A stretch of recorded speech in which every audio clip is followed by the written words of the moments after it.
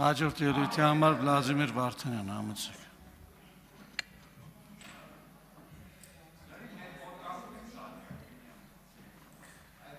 Այսօր կարծես թե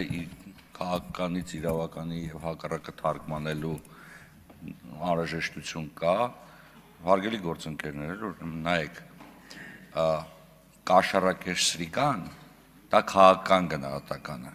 որովհետեւ, այո, քաղաքական գնահատական է, որովհետեւ դա անձը դատապարտում է քրեական օրենսգրքի համապատասխան հոդվածով, այն դատապարտում է կամ կաշառ ստանալու, կամ կաշառ տալու, կամ կաշառքի միջնորդության համար։ Չեն դատապարտում, դատական ակտի մեջ չի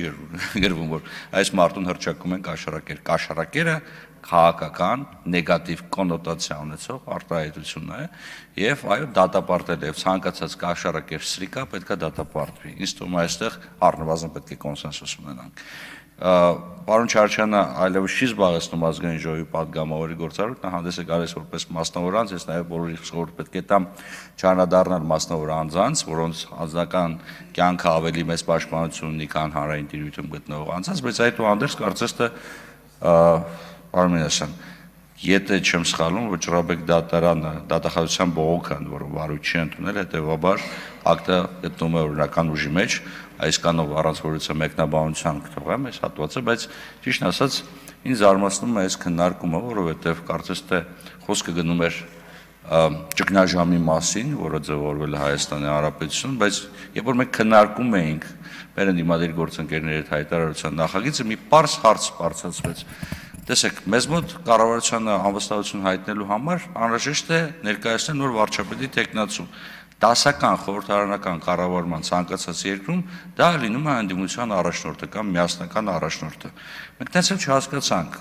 ում է պատրաստում եւ ում է դիտարկում ընդդիմությունը որպես միասնական առաջնորդ, որտեւ տեսեք Դավիթ Համբարձումյանը անունը տվել է պարոն Մամիջանյանը հանուն ճշմարտության, բայց հետո հարցին թե սա նշանակում է արդյոք, որ Հայաստան դաշինքը եւ պատիվ ունեմ խմբակցությունը ունեն մեկ միասնական առաջնորդ եւ այլևս այլ մարդկանց անուններ չի շոշափելու, ասացին չէ, սա այդքան էլ տեն չի, որտեղ մեր առաջնորդները շարունակում են մնալ։ Սա խնդիր է, որովհետեւ չի կարելի իշխանությունը պարզապես ուզել, հանձնել, բայց ում չհասկանաքում ու չհասկանաք թե ինչու։ Ինձ թվում է ընդդիմությունը եւս պետք է կողմնորոշվի ընդդիմության առաջնորդի հարցում նոր գա եւ շարունակի քննարկումները։ Շնորհակալություն։